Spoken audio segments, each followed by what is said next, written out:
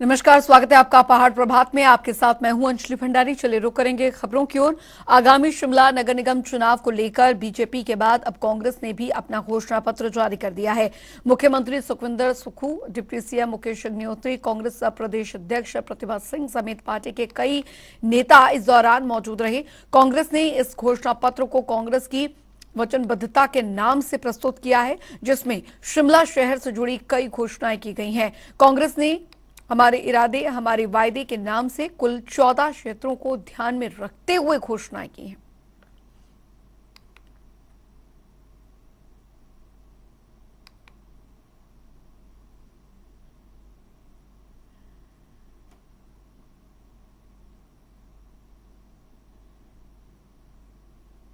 व्यवस्थित शिमला शहर, पार्किंग की उपलब्धता कराई जाएगी, नशा मुक्ति की ओर बढ़ाए जाएंगे कदम, कई जगहों पर वेलनेस सेंटर बनाने का वादा, आर्थिक रूप से कमजोर वर्ग के लिए घर की सुविधा, गरीबों को घर बनाकर देने की योजना, बिजली के खुले तारों पर डक्टिंग की योजना, डक्टिंग पर तकरीबन 50 करोड़ रुपए किए जाएंगे खर्च, और छोटा शिमला से विलेज पार्क तक होगी डक्टिंग।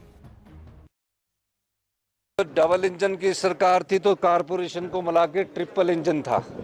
कारपोरेशन उनकी थी, बीजेपी की सरकार बीजेपी की थी, केंद्र की सरकार बीजेपी की थी। तब तो कुछ नहीं किया, 40,000 फ्री पानी की बात नहीं की। आज जब इलेक्शन आते हैं तो लोगों को ठगने का काम करते हैं। पहले इन्होंने 5 साल हिमाचल की जनता को ठगा, अब नगर निगम के चुनावों में ठगने का काम कर रहे हैं कि 40,000 लीटर पानी देंगे। जब आपकी कारपोरेशन थी आपने तो दिया नहीं है। इसलिए हमने कहा है कि हम वो काम करेंगे जिससे हिमाचल के लोगों को, शिमला नगर निगम के लोगों को ये लगे कि हमने ये कहा था और हम इसको कर रहे हैं। जैसे कि हमने सरकारी कर्मचारियों की ओल्ड पेंशन स्कीम लागू करके कहा है, और हमने जो उनको डीए की किस्त दी है, जो भवन मालिक है जो 30-35 साल से जब नगर निगम एरिया में टूटू, ढली, अपना ये कुसुमटी, पंथाघाट, मलियाना, ये सब एरिया जब मलाए गए थे तो इनके बेचारों ने एटिक बनाए थे, इनको रेगुलाइज ही नहीं किया गया। हमारी सरकार ने 135 दिन में इनको रेगुलाइज कर दिया और उन लोगों को अधिकार दे दिया। हम कोई चुनाव के माध्यम से काम नहीं करते, लेकिन हम जनता को विश्वास दिलाना चाहते हैं कि शिमला नगर निगम में 4.5 साल में हमारी सरकार है। हम आपको ये वादा करना चाहते हैं, आप नगर निगम में कांग्रेस के प्रत्याशियों को जिताइए और निश्चित तौर पर जो हमने अपने घोषणा पत्र में कहा है उसको हम अमली जामा पहनाएंगे, इसमें कोई दो राय नहीं है। उनको स्वच्छ जल उपलब्ध करवाने के लिए जब से हमारी सरकार आई है तब से कार्य कर रही है, और हम ब्लीचिंग पाउडर, क्लोरीन से दूर हटकर अब वर्ल्ड की जो बेस्ट टेक्नोलॉजी है शिमला शहर के लोगों को उपलब्ध करवाने के लिए कटिबद्ध है। बजट में उसका प्रावधान कर दिया गया और कुछ जगह उस वर्ल्ड क्लास टेक्नोलॉजी यूवी का जो छोटा शिमला और माल रोड के एरिया क्षेत्र है उसमें उसका प्रयोग भी शुरू हो गया, और आने वाले समय में वहाँ जल्दी यूवी रेज के द्वारा स्वच्छ जल शिमला की जनता को मिलना शुरू हो जाएगा। साथ साथ और जगह भी इस कार्य को शुरुआत कर दी गई है। तो वहीं मैनिफेस्टो जारी होने के बाद हमारे ब्यूरो चीफ विकास शर्मा ने सीएम सुक्खू से नगर निगम चुनावों के मुद्दों को लेकर खास बातचीत की। सुनिए। मुख्यमंत्री सुखविंदर सिंह सुक्खू जो हैं हमारे साथ बात करने के लिए इस समय मौजूद हैं। सर, आपने जो गारंटियां, जो ये चुनावी घोषणा पत्र जो है नगर निगम को लेकर जो सर दिया है, क्या इसमें मुख्य रूप से और क्या संदेश हिमाचल प्रदेश में और खास तौर पर शिमला की जनता को? वो हमने आपको बता ही दिया, सारा सब कुछ लिखा ही दिया। मुख्य रूप से पानी को लेकर जो है वो आपने कहा है कि भाई साफ पानी देने के लिए वचनबद्ध है। देखिए, हमने हिमाचल की जनता को वादा किया है, और हिमाचल की जनता को वादा करने के लिए हमने बोला क्लोरीन और ब्लीचिंग पाउडर को कम करके यूवी रेज की तरफ जाएंगे, और शिमला नगर निगम में इस कार्य को शुरू कर दिया गया है। लेकिन भाजपा ये कह रही है कि आपने जो एटीक के लिए जो आपने कहा है वो आचार संहिता का उल्लंघन है। सर, किस तरह से जवाब देंगे आप उसको, क्योंकि ये शिमला शहर के साथ साथ पूरे हिमाचल प्रदेश में इसे लागू किया? कोई आचार संहिता का उल्लंघन नहीं है। हिमाचल प्रदेश में एटिक्स में लोग रह रहे हैं। एटिक्स को हम 40 साल से रह रहा है, कोई 30 साल से रह रहा है, और कुछ नए क्षेत्र बनाए गए हैं। उन नए क्षेत्रों में के लोगों के बगैर नक्शे पास थे। जब मलाए गए थे तब तो पंचायत में रहते थे, तो उस दृष्टिकोण से हमारी सरकार उनको उनके हित में फैसला करने पर विचार कर रही है और आने वाले समय में उस पर विचार किया जाएगा। एक अहम सवाल सर, 40,000 लीटर पानी जो है फ्री देने की बात यहाँ पर की जा रही है जब तो भाजपा की तरफ से। जब तो सत्ता में थे रहे नहीं तब तो दिया नहीं, अब जब सत्ता से बाहर हो गए तो फिर 40,000 फ्री लीटर पानी देने की बात करते हैं। धन्यवाद। चलिए, बहुत शुक्रिया हमसे बात करने के लिए। तो ये थे मुख्यमंत्री सुखविंदर सिंह सुक्खू। साफ तौर पर कई तरह की बातें जो है वो जनता टीवी से की है। कैमरा पर्सन रोशन के साथ विकास शर्मा, जनता टीवी, शिमला। तो नगर निगम चुनावों को लेकर सियासत तेज हो गई है। वहीं दोनों ही पार्टियों ने अपने मैनिफेस्टो भी जारी कर दिए हैं, जिसके बाद अब दोनों पार्टियों के बीच जुबानी जंग भी देखने को मिल रही है। कार्रवाई होगी या नेता पे कार्रवाई होगी या किसी पे कार्रवाई होगी, पर इसमें बहुत गलत हुआ है। स्मार्ट सिटी का पैसा, ये धोखा हुआ है शिमला शहर के साथ। स्मार्ट सिटी का इतना पैसा आया था, इसका अगर सही उपयोग होता है तो हमारा शिमला शहर का सराउंडिंग एरिया और कोर एरिया एक बहुत अच्छी जगह बन सकती थी। उसमें फैसिलिटीज़ मिल सकती थी, ड्रेनेज मिल सकती थी, एम्बुलेंस रोड मिल सकते थे, अच्छे हॉस्पिटल, अच्छे मेडिकल फैसिलिटीज़, एजुकेशनल फैसिलिटीज़, सब कुछ मिल सकता था। आपने क्या फैसिलिटी दी है कि शहर को कंक्रीट का और लोहे का जंगल बना के दिया, और वो भी जो चीज़ किसी यूज़ की नहीं है, किसी काम की नहीं है। इन डंगों पे आपने वो प्लास्टिक के डब्बे लगा के बिठा दिए, उनमें आप पानी डालने लायक नहीं है। अगर आपने उसमें फूल भी उगाने, उसके लिए भी तो मेंटेनेंस चाहिए। मैं मान जाऊंगा किसी आदमी को कि वहाँ ऊपर चढ़ के उसमें काम कर सकते। तो ये तो एक आई वॉच था, बस ये सिर्फ ये था कि आपने तेज़ धूप में ऊपर से गॉगल लगा दिए और उसके अंदर आपको सब कुछ प्लेजेंट दिखने लगा। तो जब आपके ऐनक खुले अब और आपको विपक्ष में बिठाया और आपको लोगों ने रिजेक्ट किया है, और तो अब आपके ऐनक उतरे और अब आपको असलियत दिखाई दे रही है। उसको कितना भरपाई करेंगे आप? वो ये मैनिफेस्टो वही दिखा रहा है जो आपने उस टाइम गलतियां की है, उनको अब कैसे सुधार करेंगे। कांग्रेस सरकार एक धोखेबाज सरकार है, क्योंकि इस सरकार ने अपने 4 महीने के कार्यकाल में समाज के हर वर्ग को धोखा दिया है। पिछले विधानसभा चुनाव के समय कांग्रेस पार्टी ने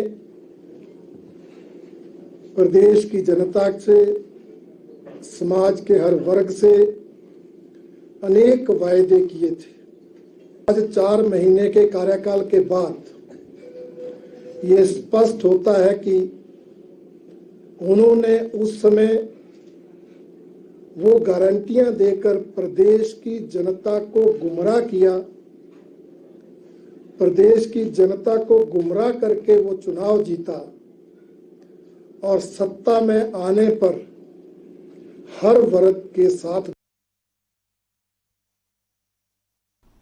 उधर शिमला में मुख्यमंत्री सुखविंदर सिंह सुक्खू ने अब 12 जून को होने वाले हिमाचल प्रदेश विधानसभा बाल सत्र के पोस्टर्स और बच्चों की सरकार कैसी हो का विमोचन किया। इस मौके पर मुख्यमंत्री ने कहा कि शिमला में आयोजित होने वाले विधानसभा बाल सत्र के माध्यम से बच्चों की प्रतिभा पूरी दुनिया देखेगी और बच्चों में लोकतांत्रिक परंपराओं के बारे में जागरूकता बढ़ेगी। उन्होंने बच्चों से इस अभियान में बढ़ चढ़कर भाग लेने की अपील की है। शिमला में आयोजित होने वाले इस बाल सत्र में देश के 68 बच्चों को दुनिया के सामने बात रखने का अवसर मिलेगा।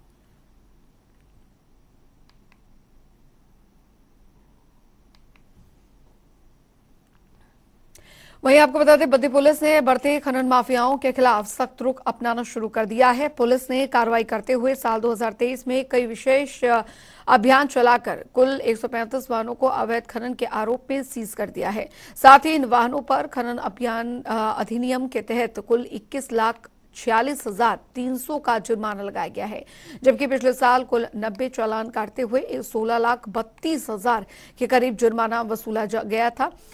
आपको बता दें कि वरिष्ठ पुलिस अधीक्षक की ओर से सभी पर्यवेक्षण अधिकारियों और साथ ही थाना प्रभारियों को सख्त निर्देश मिले हैं ताकि खनन गतिविधियों को लेकर पूरी सतर्कता बरती जा सके। माइनिंग के लिए बद्दी पुलिस का 0 टॉलरेंस है, हम टॉलरेट नहीं करेंगे। मैं आपके माध्यम से धन्यवाद देना चाहूँगा पंचायत स्तर पर हमारे इन्फॉर्मेंट्स को जो हमें समय समय पर इन्फॉर्मेशन दे रहे हैं। इसमें हमारी 2 special teams mining cell 1, mining cell 2 वो काम कर रही हैं और इसके साथ साथ थाना लेवल पे भी टीम्स हैं। आंकड़ों की बात करें तो जहां अभी तक 90 चालान थे पिछले साल, अब 135 के आसपास हैं और 21 लाख की रिकवरी है। 4 हम FIR mines and minerals act और IPC की विभिन्न धाराओं में दे चुके हैं। तो वी विल नॉट टॉलरेट, हमें इन्फॉर्मेशन दीजिए, हम कोशिश करेंगे कि पुलिस की टीम, माइनिंग की टीम वहाँ तक पहुँचे और जो भी माइनिंग, इलीगल माइनिंग में इन्वॉल्व है वो कानून की गिरफ्त में। उधर नालागढ़ में नए DSP फिरोज खान ने अपना पदभार संभाल लिया है और पदभार संभालने के बाद उन्होंने कहा कि क्षेत्र में फैल रही नशे को लेकर दरअसल चिंता व्यक्त की है। साथ ही कहा कि नशे को जड़ से खत्म करने के लिए एक विशेष अभियान चलाया जाएगा, उसके लिए विशेष टीमों का भी गठन किया जाएगा और साथ ही स्कूल कॉलेजों में जाकर युवा वर्ग को नशे के लिए जागरूक करेंगे। तो नशे पे सरकार का स्पेशल ध्यान है और हम स्पेशल कैंपेन चलाएंगे, स्पेशली कॉलेज स्कूल्स के जो हमारा यंग जनरेशन है उसको हम नशे से बचा सकते हैं। स्पेशली चिट्टा, जिसके बारे में बहुत सुना जा रहा है कि चिट्टा जिन्होंने बहुत से परिवार बर्बाद कर दिए, लेकिन हम शिकंजा कसेंगे और कोशिश करेंगे इसको जड़ से ही ख़त्म कर दें। स्कूल लेवल पे, कॉलेज लेवल पे, जहाँ भी हमारे इंस्टीट्यूट हैं वहाँ हम स्पेशल पेट्रोलिंग करवाएंगे। इसके लिए हम एक प्लान बनाएंगे, अभी आज ही ज्वाइन किया है, जल्दी आप लोगों के सामने आएगा, आप लोगों से भी बात की जाएगी, आपके सुझाव लिए जाएंगे। और रही बात माइनिंग की, तो जो भी माइनिंग में गलत कर रहा होगा उसके खिलाफ भी सख्त एक्शन होगा और उसमें कोई भी कॉम्प्रोमाइज़ नहीं किया जाएगा। बाकी हम तो ये, और हमारी जो पुलिस टीम है, हमारे जो DGP साहब उन्होंने बड़ा क्लियर किया है कि हमें कानून व्यवस्था ऐसी बनानी है कि पुलिस आम जनता के लिए है, हर समय उपलब्ध है। जब भी जनता को कोई समस्या और पुलिस से संबंधित है तो हम उनके लिए तैयार हैं और हर समस्या को हम दूर करेंगे, चाहे वो नशे की हो, चाहे वो सड़क पे ट्रैफिक की प्रॉब्लम हो, चाहे बच्चों से संबंधित कोई समस्या हो, बसेस की समस्या हैं, स्कूल की बहुत सी प्रॉब्लम्स हैं, तो हम सारी दूर करेंगे। चोरी की घटनाएं को कम करेंगे और जितना क्राइम यहाँ पे हो रहा है वो कंट्रोल करेंगे कि हम इस तरह के काम करेंगे, लोगों को पुलिसिंग बताएं और उनको इन्वॉल्व करेंगे। क्राइम के प्रति बच्चों का, बड़ों का ध्यान नहीं जाए और नॉर्मल अपने जीवन में बेहतर जीवन जी सके, इस पर हम काम करेंगे। कहते हैं कि हौसले बुलंद हो तो कामयाबी मिलती है, लेकिन जब हिम्मत और काम करने का जुनून हो तो कोई भी अव्यवस्था उसे रोक नहीं सकती है। ऐसे ही जुनून की तारीफ मंडी के SDM की हो रही है, जिन्हें अपने काम से प्यार है। देखिए रिपोर्ट। हिमाचल प्रदेश में एक बार फिर सरकार ने 16 IAS और 16 HAS अधिकारियों के तबादले किए। जहां 2 जिलों के DC बदले गए, वहीं जिलों में SDM को भी एक जगह से दूसरी जगह भेजा गया। लेकिन इन तबादलों में सबसे अधिक चर्चा में रही मंडी की SDM रितिका जिंदल। दरअसल उन्होंने चंबा के पांगी में पोस्टिंग के लिए हामी भरी। जी हां, चंबा का पांगी इलाका जो बेहद दुर्गम है, सर्दियों के दिनों में पूरे 6 महीने तक ये इलाका विश्व से कट जाता है। यहाँ पर कई फीट बर्फ पड़ती है। यहाँ एक अहम बात ये है कि जब पांगी में तबादले को काले पानी के तौर पर देखा जाता है। बीते समय में किसी भी सरकारी कर्मचारी को सजा के तौर पर लाहौल स्पीति के काजा या फिर पांगी भेजा जाता था, लेकिन यहाँ पर रितिका जिंदल ने खुद पोस्टिंग की हामी भरी है। अभी मेरा प्रमोशन हुआ है। Currently I am posted as SDM Mandi. तो हमें सीनियर टाइम स्केल लग गया था जनवरी में। तो as an IAS officer it's almost 2 years as SDM। उसके बाद we are promoted to ADC rank. तो मेरा प्रमोशन हुआ है as resident commissioner Pangi, RC Pangi जो है वो प्रमोशन हुआ है। तो मुझसे पूछा गया था पर्सनल डिपार्टमेंट द्वारा सीनियर्स ने कि आपको पांगी भेजा जा रहा है, क्या आपको मंजूर है? तो फिर हमने बोला था कि नेचुरली अगर सीनियर्स को लगता है कि अगर मेरा काम वहाँ पे अच्छा रहेगा, अगर मेरा वहाँ पे यूज़फुलनेस रहेगी एज एन ऑफिसर, तो I would like to definitely go और एक अच्छा नया एक्सपोजर मिलेगा पांगी में। साल 2019 बैच की IAS से जब सरकार ने पूछा कि क्या आप चंबा के पांगी में अपनी सेवाएं देना चाहेंगी, तो यंग IAS ने इसके लिए तुरंत हामी भर दी। जनरली जो मैंने देखा है एक ट्रेंड सरकारी कर्मचारियों में ये रहता है कि एवरीबडी वांट्स कि उनकी जो पोस्टिंग है उनके घर के पास रहे एंड उनकी सुख सुविधाओं का उनको लगता है कि फैसिलिटीज़ का, बेसिक अमेनिटीज़ का ध्यान रहे। जनरली लोगों को लगता है कि they don't want to go to tribal areas because उनको लगता है हार्श क्लाइमेट होगा, परहैप्स फैसिलिटीज़ इतनी अच्छी नहीं होंगी। बट मेरा सिर्फ इतना मानना है कि आप गवर्नमेंट सर्वेंट हैं और आपको सरकार जहाँ पे भी एज पर पॉलिसी भेजती है आपको ज्वाइन करना चाहिए, रादर दैन कि आप टाल मटोल करें और आप बहाने ढूंढें कि हमें वहाँ सर्विस नहीं देनी है। तो ऐसा नज़रिया जो है वो नहीं होना चाहिए। सरकार की तरफ से जारी तबादला आदेशों में एसडीएम सदर आईएएस रितिका जिंदल को प्रमोशन के साथ पांगी तबादला कर दिया गया है। रितिका जिंदल अब चंबा जिले के दुर्गम क्षेत्र पांगी में बतौर रेजिडेंट कमिश्नर अपनी सेवाएं देंगी। पंजाब की रहने वाली है रितिका जिंदल। 2019 बैच की यंग आईएएस अधिकारी हैं रितिका। 22 वर्ष की उम्र में आईएएस बन गई थी रितिका। रितिका मंडी में दे रही थी सेवाएं। SDM Ritika open door policy के लिए प्रसिद्ध। कहा जाता है कि ट्राइबल क्षेत्रों में सेवाएं देना अनिवार्य होता है, लेकिन पांगी जैसे इलाकों में सेवा देने के लिए हामी भरना आईएएस रितिका जिंदल का बड़ा फैसला है, जो हर युवा पीढ़ी के लिए मिसाल है और अपने सपनों को आगे बढ़ने की ओर प्रेरित करता है। मंडी से धर्मवीर की रिपोर्ट। और चलिए अब रुक करेंगे 12 जिले 12 खबरों की ओर फटाफट अंदाज में।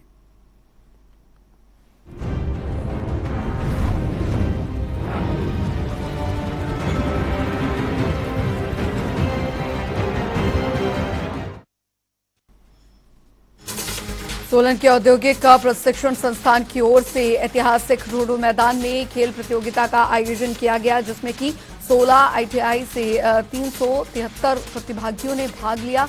इस प्रतियोगिता में आज 6 तरह के प्रतियोगिताओं का आयोजन किया गया, जिसमें कि धनीराम शांडिल मौजूद रहे। को इस प्रकार के खेल कूद के कार्यक्रम में भाग लेना मैं समझता हूँ बहुत अनिवार्य भी है और वांछनीय भी है। आजकल के संदर्भ में जब और प्रकार की गतिविधियाँ, खासकर नशे जैसी लत लगने की भी एक आदत तभी छूटेगी जब इस प्रकार की गतिविधियाँ बढ़ेंगी।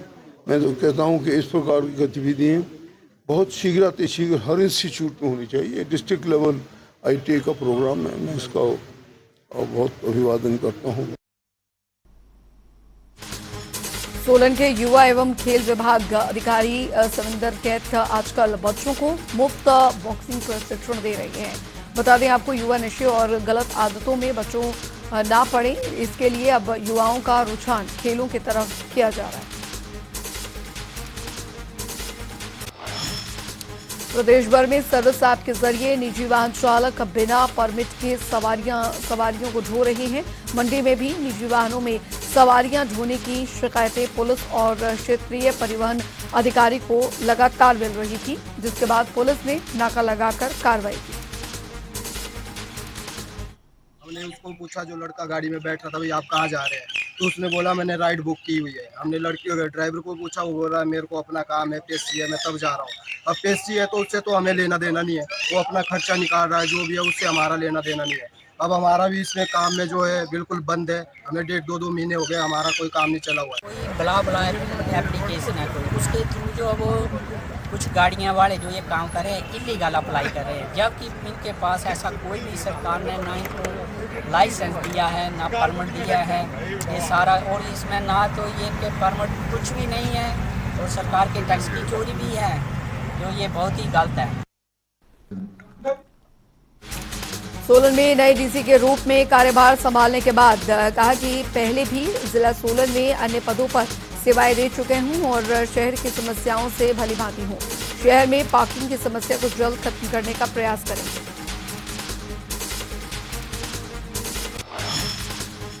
सोलन के वार्ड 6 में जल्द ही शिमला के तर्ज पर ओपन थिएटर बनाया जाएगा। इसके लिए करीब 10 लाख रुपए का बजट खर्च होगा, जिसमें कि करीब 250 से 300 लोगों के लिए बैठने की सुविधा होगी और जल्द ही निगम इसके टेंडर अलॉट कर देगा।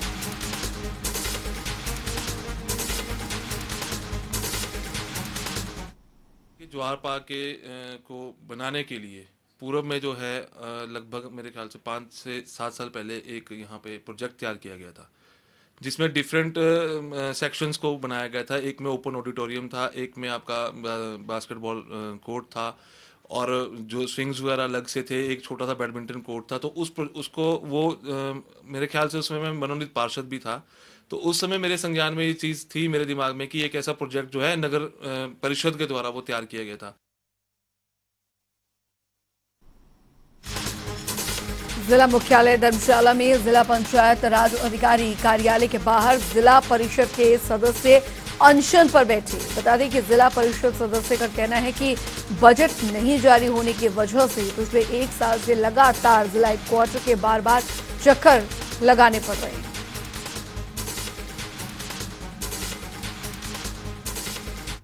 विषय ये है कि पिछले एक वर्ष से लगातार इस दरबार के जो जिला हेडक्वार्टर है, इस दरबार के हम बार बार चक्कर लगा रहे हैं कि हमारा बजट जो वो जारी कर दिया जाए।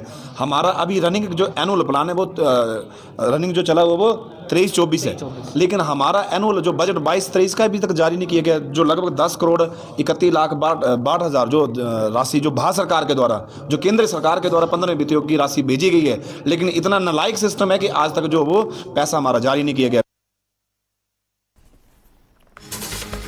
पांवटा साहिब की नदियों में खनन कर रहे माफियाओं पर वन विभाग ने स्पेशल कार्रवाई की। वन विभाग की टीम ने कार्रवाई करते हुए 237 मामलों में खनन माफियाओं से करीब 38 लाख का जुर्माना वसूला, जिसकी जानकारी डीएफओ पांवटा ऐश्वर्यराज ने दी।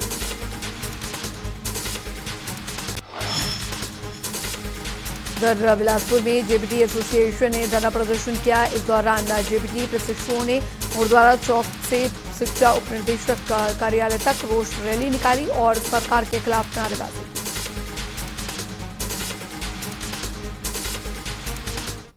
प्रदर्शन किया जा रहा है जेबीटी यूनियन द्वारा, जो अधिसूचना जारी की गई थी शिक्षा विभाग द्वारा, क्योंकि बार बार अधिसूचना जारी की जाती है 2018 के एनसीटी की नोटिफिकेशन का हवाला देकर। बार बार जो है शिक्षा विभाग कोशिश करता रहता है कि किसी न किसी तरीके से जो है बीएड वालों को जेबीटी कैडर में एलिजिबल किया जाए, जो कि सरासर गलत है। और इससे पहले भी कई बार शिक्षा विभाग ने कोशिश की है, जिसपे जो है हिमाचल हाई कोर्ट ने स्टे दे दिया गया था और 2018 की एनसीटी की नोटिफिकेशन राजस्थान हाई कोर्ट ने क्वैश कर दी है और अभी तक सुप्रीम कोर्ट में मामला चल रहा है। एनसीटी की 2018 की नोटिफिकेशन सही है या गलत है, इसके ऊपर भी प्रश्न चिन्ह है और जब तक सुप्रीम कोर्ट से जो है फाइनल वर्डिक्ट नहीं आ जाता है, तब तक जो है बीएड वालों को एलिजिबल जेबीटी में नहीं करना चाहिए। उधर हमीरपुर शहर में 36 करोड़ की लागत से विद्युत व्यवस्था कायाकल्प का लाभ होगा। बिजली बोर्ड ने इसके लिए कार्य योजना तैयार कर ली है। आपको बता दें कि वर्ल्ड बैंक की फंडिंग से इस कार्य को किया जाएगा। बिजली बोर्ड की इस योजना से हमीरपुर शहर में 24 घंटे विद्युत की सप्लाई सुनिश्चित होगी और बिजली कट के समस्या से भी उपभोक्ताओं को राहत मिलेगी। एक हमीरपुर टाउन के लिए ही एक वर्ल्ड बैंक स्कीम जो है 24x7 वो अप्रूव हुई है अराउंड 36 करोड़ की। उस स्पेशली हमीरपुर टाउन का वहाँ काम होगा। उसमें एक डाउन कॉलेज में भी हमारा एक 33 kV का सबस्टेशन लगेगा। उससे हमारे हमीरपुर शहर की सप्लाई जो बहुत सुचारू रूप से चलेगी। एक हमारा सबस्टेशन बन रहा है, इंडस्ट्री डिपार्टमेंट ने कुछ पैसा जमा करवाया हुआ है, कुछ पैसा और वो देंगे। तो 7 करोड़ का वो काम है, वो specially for data centre and Amul की जो फैक्ट्री आ रही है रेट में, उसका काम चला।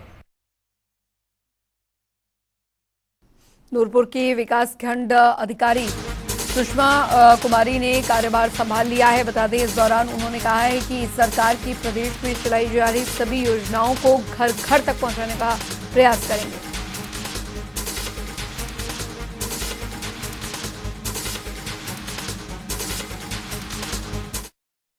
सरकार के द्वारा पंचायतों के लिए बहुत सारी स्कीमें चलाई जा रही हैं, जिसका मेन उद्देश्य यही है कि ग्रामीण क्षेत्रों का अच्छे से विकास हो, जिसमें स्वच्छ भारत मिशन भी है, मनरेगा भी है, राष्ट्रीय आजीविका मिशन भी है और भी बहुत सी विभिन्न स्कीमें हैं। मैं ये तो नहीं कहती कि मैं बहुत कुछ करूँगी, पर सरकार की जो ये स्कीमें हैं अगर हम इनको भी ढंग से लागू करेंगे तो पंचायत का विकास संभव है। चलिए इसी के साथ पहाड़ प्रभात की खबरों में अभी के लिए फिलहाल इतना ही। आप बने रहिए जनता टीवी के साथ।